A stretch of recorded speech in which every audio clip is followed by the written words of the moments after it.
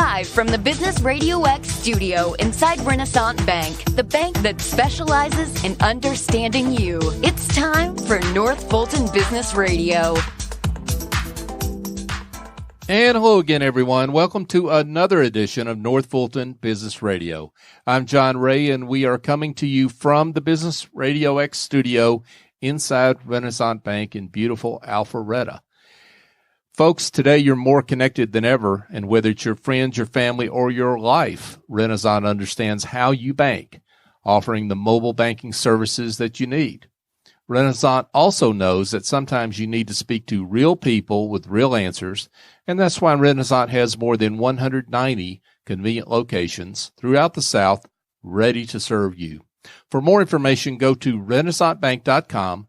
Renaissance Bank, understanding you, member FDIC. Folks, we got two great guests today. Charles Gridley. Charles is co-owner of Bridges Brewing, and Kathryn Woods with Confident Communications. Charles Gridley, we're going to start with you. Bridges Brewing, you're the co-owner with your son. That's correct, John. Yeah. So who's the boss? Is it you or your son? Yes. I love that. That's a great answer. Yeah. Since I've got my son on producing this show, we'll have to have a conversation about that later, right? Indeed. Yeah. But tell us about Bridges Brewing. We're the first and only father-son brewery that's in the state of Georgia. We also are the first brewery that's in Johns Creek, Georgia. So we're very blessed to have that scenario for us. That's exciting. Tell us a little bit about how you got started. I mean, what motivated you to get into this business? Because it's a fairly competitive landscape out there. It is in around the state of Georgia, or actually in the city of Atlanta. However, the state of Georgia actually ranks in the lower 5 states as far as breweries per capita. So based on our analysis in the business plan, saw it as still as a good opportunity. And Johns Creek just jumped off the page saying that there's a viable market to farm there. That's great. So you opened in December of 2018. 2018. Tell us a little bit about your different beers and what your offerings are there. Okay. Yeah. We're a craft beer brewery, so we make all the beers that we offer on site. And we like to joke that craft beer is beer that has actual taste. Back when I was a runner in the 90s, at the end of the race, there was a beer from a craft beer brewery. And being a runner, you consume alcohol to recarbonate. And then so I tasted it and said, beer actually has taste. So that was our introduction into craft beer. Wow. So we offer the gamut. There are over 20 different styles of beers, and our predominant ones are your IPAs, which are most popular, your stouts, sours, amongst them, a bunch of other beers. Now, I noticed, Charles, that you've got your degree in chemical engineering. Your son was an avid home brewer. That sounds like quite a combination to get a brewery started, right? As in many cases with fathers and sons, we're the same but different. Right. He's left-handed. I'm right-handed. I'm more the slow and steady wins the race. He's the more risk-taker and adventurous, but those complement us in our business approach. So what do you find in terms of the different beers that you have? You've got IPAs, you've got stouts, porters, you've got different kinds of beer. So what are the ones that are the most popular that you offer? The most popular ones, according to national studies and even local studies, are IPAs. That's what's driving the market right now. Also, the age group of millennials, as we call them, they're very adventurous. They like to try 4 or 5 different beers a month. So they're always asking, what's the latest that you have? They want to experience life to the fullest. And so understanding that market on a large scale, you know how to market your beers on a big scale. The key challenge is to learn your local market as to who's going to actually come to the brewery on a regular basis. And so that sometimes can be different. Now, I know, Charles, regulations have changed in terms of how folks can experience local breweries, correct? Correct. Tell folks about that. In 2017, there was a Senate Bill 85, which finally allowed breweries in the state of Georgia to be able to sell directly to the public. Prior to that, to experience or have an experience at a brewery, you had to buy a tour ticket. You got the tour, you saw the equipment, and then you got a rack of tastings, and then that was it. You had to go out into the street and find it in a package store. Today, now, people can come and enjoy the experience, drinking directly at the brewery, staying there as long as they choose. You can choose to eat or bring food. We are family friendly, so we have games for kids because they're usually the first ones that want to leave. Sure. We also have an offering for people that are not beer drinkers because they're the second ones to get the beer drinker to leave. So we try and make it a full experience to come and taste something fresh. That sounds great. Charles Gridley, he's the co-owner of Bridges Brewing. He's with us today. Charles, I've got to ask about the name. So when I think Johns Creek, I don't think Bridges, right? When you think Bridges, you think something awfully big, but you've got an interesting historical connection with this name. We do. When we made our pitch to the planning commission in the city, we were halfway through our pitch when they said, "Stop, we want you, please, what can we do to help you?" And so the first thing we asked is we would like to have that connection with the city. So we included them in our search for a name. In about 10 days, they came back with the word or the name Six Bridges. Initially, it came up with, there are 6 roads in Johns Creek with the word bridge in it. So that opened the door for anybody that came in, name those 6 bridges. Sure. And that was difficult even for the locals that have lived there for many years. At the same time, we reached out to the Johns Creek Historical Society, and in the brewery, they painted a very lovely mural on the side of the wall as you walk in. So you get a view of what the Johns Creek area was 200 years ago, and it shows those 6 bridges with the original family names. It was also a Cherokee Indian nation, and so once they moved out, farmers moved into the area, they initially had ferries crossing the river, which then became bridges, and the bridges bore the names of those families. Hence, as I say, you get a historical perspective of what Johns Creek had to offer. That's pretty cool. And it's really nice that you had that community welcome, right, and that partnership right from the very beginning. Oh, quite well from the beginning. As we were doing our construction, we're very close to a residential area, and people would walk through the area and they would notice something's going on. And once they learned it was a brewery, they would actually come in and say, "How's my brewery coming along?" I love it. So we had many residential owners right off the bat. For sure. Yeah, the home values probably went up around where you're located, right? Indeed, and people would say, "You are 1.1 miles from my front door. I could walk here and walk home and be very happy." I love that. So you've been in business now for a little less than a year. Talk about the challenges of being in a startup and the challenges of particularly starting up a brewery, because the dynamics are a little bit different than you would have in maybe the typical startup. With a startup, the brewery is very capital intensive, so a lot of money goes into the equipment, and you design or pick your equipment based on the market that you feel that you're going to be satisfying. We spend a lot of time talking to other breweries to get suggestions. We ask the question, what would you do different if you had to do it over again? And the brewery industry is a very friendly brotherhood, and so they're more than glad to tell you, I would do this instead of that. And so we incorporated a lot of those ideas into our design. Became rather capital intensive. The other key thing is you're ramping up, you have to develop your market. So it also becomes critical. Cash is king. Always have cash to be able to carry yourself until you become cash positive. So those are the challenges. And we're finding out that we tell the brewers 90% of the time you're a cleaning crew and 10% you actually make beer. And we're noticing, and my son and I were spending 90% is actually doing business things and nothing related to the brewery. But we still enjoy it. We both have that passion for beer, so we look forward to coming to work every day.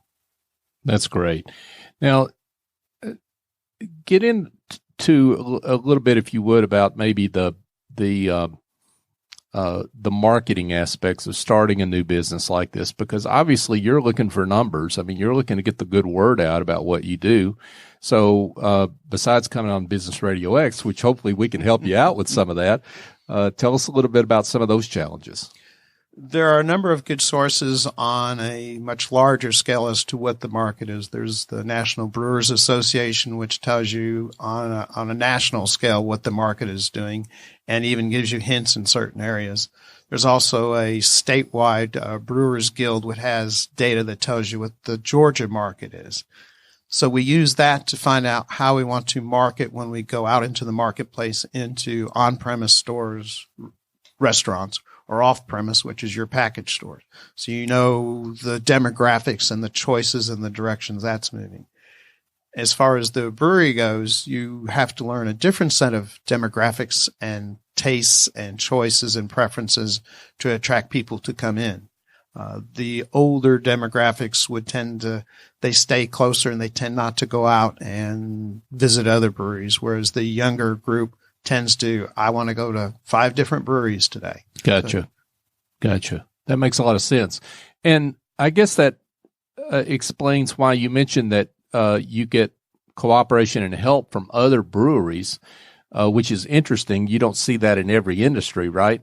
Yeah. So I guess what that says is folks in the industry understand that the customer wants to experience a lot of different breweries, and so it makes sense to cooperate, right? It does indeed, and it's nice to even put what they call brewery tours together. So if there's a string of them together, there's brewery tours that will take you from A to B to C, and you want to be part of that experience. The Brotherhood wants you to succeed. It's a friendly competition. It says, I'll help you. At the end of the day, bring your best beer and put it next to mine, and we'll enjoy the competition. Sure. Competition is a good thing when it helps everybody be better, right? Indeed. We've turned around and paid it forward to other people that are coming into the business now, and we're helping them out, teaching them what we've learned to do and also teaching them what not to do. Sure. Charles Gridley, he's with Six Bridges Brewing. So, Charles, talk a little bit about what the future holds. What do you see out there in terms of how you continue to grow and develop? It's always a learning experience. We're finding out what marketing tools do and don't work, and we're exploiting the ones we do. We've established a good local base. We feel like we own our own backyard. The restaurants and the stores have embraced us as a local. We have a brewery in our backyard, and we're proud of that. And so now we're reaching out into the markets a little bit further away from the brewery, getting into those chain restaurants, looking into the grocery business as well, to expose ourselves, next to the guy that's brewing, 50 miles away or 10 miles away. That's great. So I'm glad you brought that up in terms of where to find your beers. So obviously you can find it at your brewery. So if you can tell folks where that is, where that's located, and then the other maybe retail operations, restaurants, what have you, that they can find your beer right now. Let's give them a shout out, right? Indeed. We're located on Lakefield Drive. We're in the Johns Creek Office and Industrial Park. Johns Creek Parkway crosses Medlock Bridge Road and McGinnis Ferry, and so we're in that corner right there. As far as finding our beers, we're in most package stores. We work with a statewide distributor, so they have access to all those package stores. We go and visit and generate demand at those stores. We're getting into local restaurants, again, having tastings there, getting the patrons to try our beer. That's the key part. Here's something, try it. If you like it, then you can enjoy it further, and then on your way home, go to the package store and take it home. Well, I've been to your brewery. It's really nice, and I encourage folks to get out there and check it out. So, Charles, for those, and the beer is terrific, so I need to make sure I say that, right? So, Charles, for those that would like more information, would like to be in touch, would like maybe to get you to come to their restaurant or their local package store, how do they get in touch with you? The best places to go are our website, which is Six Bridges Brewing. We're also on Facebook and Instagram. All those key social media outlets that work best. Again, come by the brewery. We have a tasting room that holds 125 people. We have a nice shaded outdoor beer garden for the people that want to commune with nature. It's just a great place to just relax. Charles Gridley, he's the co-owner with his son Clay of Six Bridges Brewing. Charles, thanks for being with us. Glad to have the opportunity. Absolutely. Folks, if you need help curing the headaches of administrative tasks or bookkeeping or marketing, need a presentation prepared, well, go engage a smart and reliable office angel. They're not a tip agency or a placement firm. Office Angels matches your business support needs with angels who have the talent and experience necessary to help you maintain and grow your business on an ongoing or as-needed basis. Your terms, your timeline. They lend a hand when needed and fly off when the job is done. Find out more at officeangels.us or call Chief Executive Angel, Essie Escobedo. She's terrific, by the way, at 770-442-9246.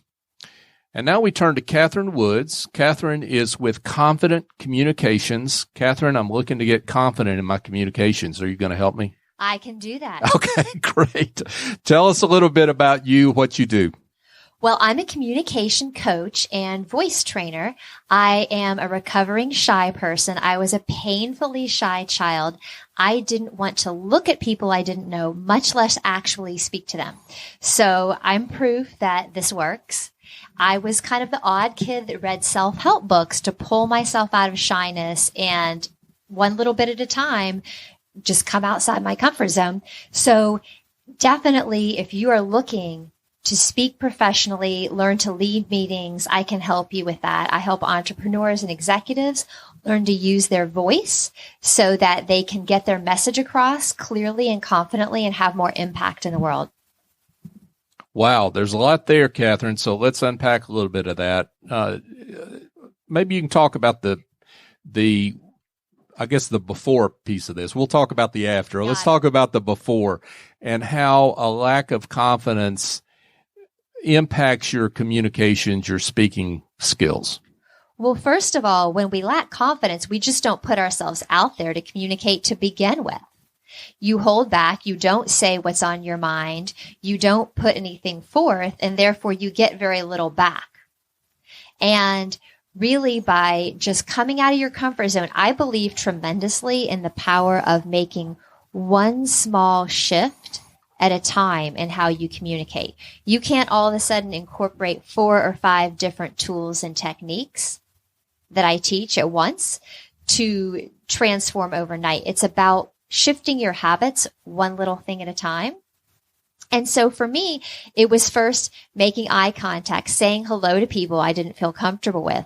And then, gosh, by the time I was in college, I actually spoke to a large group of the university's biggest alumni donors at their annual kind of Thanksgiving and donor party and talked about what the impact of the school was on me. So by the time I had gotten to college, I was pretty much over my fear of public speaking, but I was terrified of it probably up until I was about 13, 14 years old. Wow. So what was it? Was there any one thing that snapped you out of that, or what was it? I mean, because part of what you're talking about here is being maybe an introvert. I don't know if you can see yourself as an introvert, but part of it is that, right? I think I was a shy extrovert. Oh, really? I don't really identify as an introvert. Now that seems like a contradiction in terms. So explain more. What I've been told is that introverts are people that sort of recharge their batteries by being alone. Right. Whereas extroverts recharge their batteries being with others. I very much like being around other people, but I was shy and I lacked confidence to put forth what I had to say. Gotcha.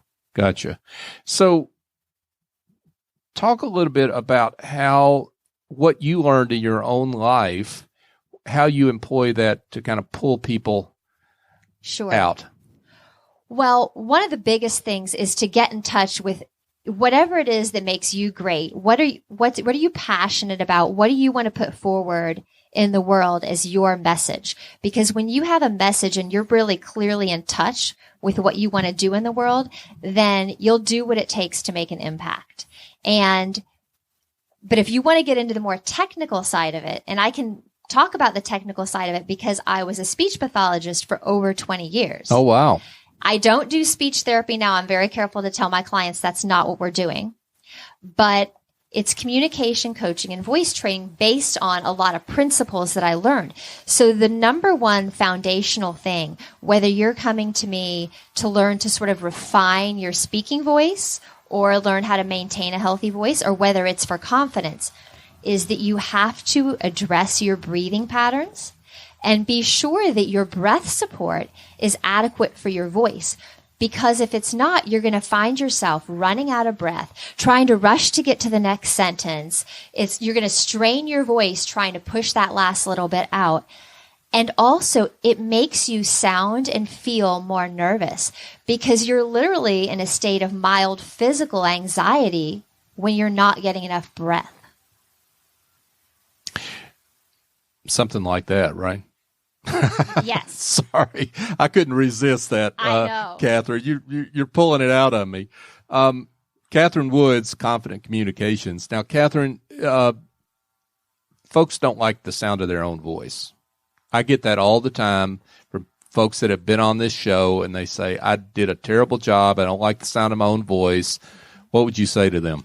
I would say you have to learn to make friends with your voice. And what I mean by that is, first of all, it helps to get used to the sound of your own voice. Don't be afraid to listen to it on a brief recording and then try to tweak something. I realize it's a little difficult if you've never had any communication or voice coaching to know how to tweak something, but that's how I transformed my voice. I didn't like my voice either. My voice today doesn't sound like what it sounded like 5 years ago.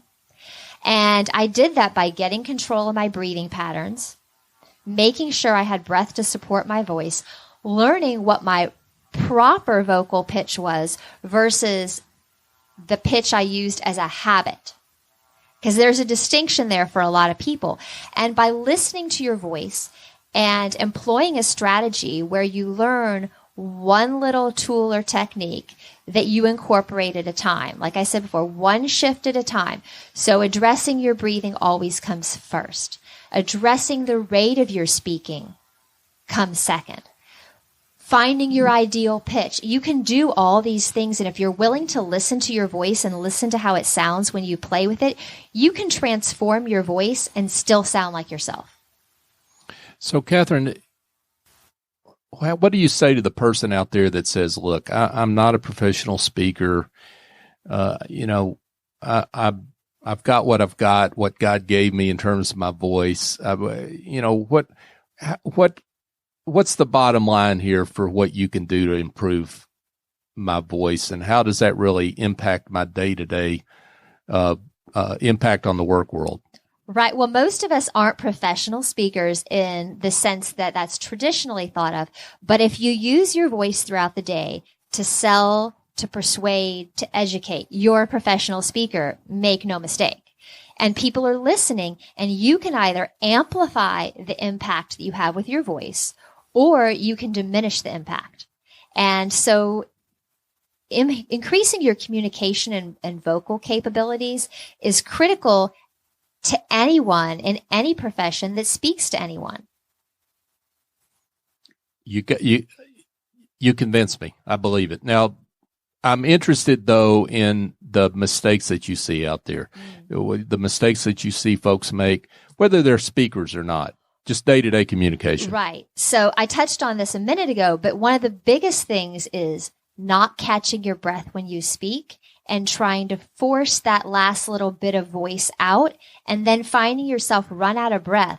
Well, your listeners notice that. They notice you're rushing. And even if you're an expert in your field and you're completely competent, you can undermine the opinion that others have of your expertise by sounding nervous, because they assume not necessarily that you doubt how you speak, but that you doubt what you're saying and you doubt your own worth in what you're doing. The second thing I would say, and this goes hand in hand, is using a rate that is too fast, not pausing to let your listeners absorb the ideas. Anytime you're transitioning from one sentence to the next or one phrase to the next, that's an opportunity for you to pause, catch your breath, and let your listeners process what you're saying. And there's no one right rate of speech, but my rule of thumb is the more technical or emotional or unfamiliar your topic, the more your listeners need time to process that. And if you don't give them that time, you'll start to lose their attention. Have you ever been in a speech where people are looking around like, what'd he just say? What'd she just say? I can't keep up. And then after a while, you just sort of shrug your shoulders and start checking Facebook on your phone, right? Right. The last thing, and I get a lot of traction on this whenever I bring it up, is the use of filler words like, like, and this comes when you're not addressing the other two issues, which are controlling your rate of speech and breathing. Because when your brain can't keep up with your mouth, you start to put meaningless words in there like and to fill space. That's why they're filler words. The problem is they diminish the impact of your message because they're just extraneous sounds in there that you don't need to make your point.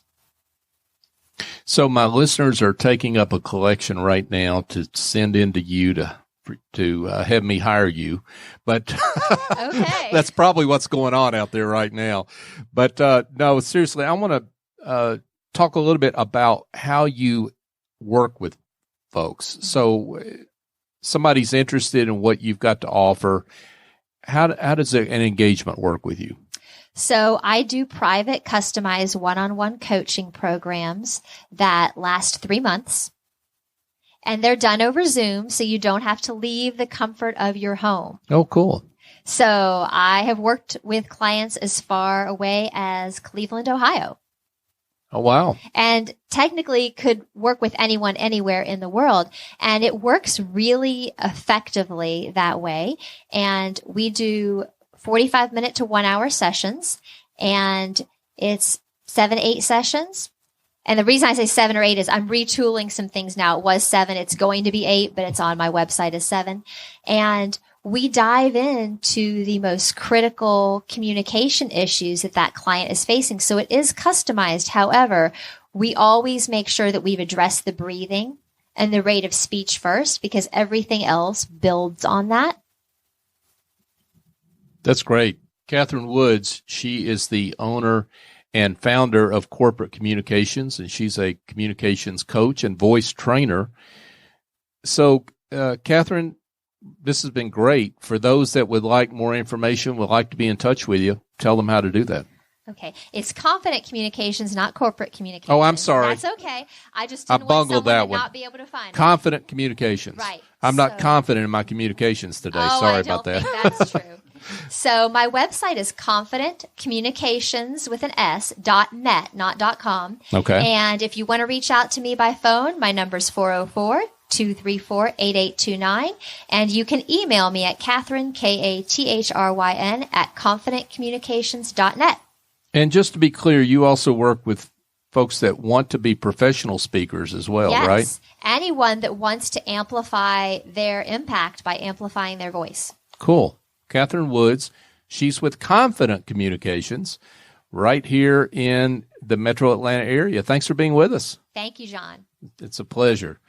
So, folks, just a reminder, you can listen to this show every Tuesday, and we also have special shows from time to time. And if you miss any of our live shows, you can find us on Apple Podcasts, Google Podcasts, Stitcher, TuneIn, Spotify, Overcast, YouTube. Really your favorite podcast app. We're pretty much out there, if you will. And we're also online at northfultonbusinessradio.com. Check out our archives. We've got almost 170 shows, about 400 guests that we've had over the last 3.5 years that we've had this show.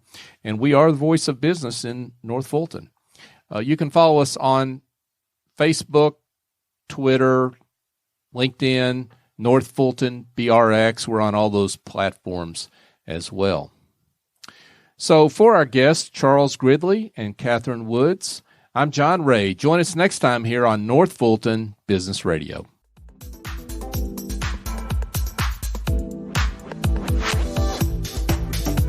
Today, you're connected more than ever. Your friends, your family, your life. And banking is what you do on your time, anywhere you like. Renaissance understands how you bank, offering mobile banking services you need. At Renaissance, we also understand that sometimes you need to speak to real people with real answers. That's why Renaissance has more than 170 convenient locations throughout the South ready to serve you. Renaissance Bank, understanding you. Member FDIC.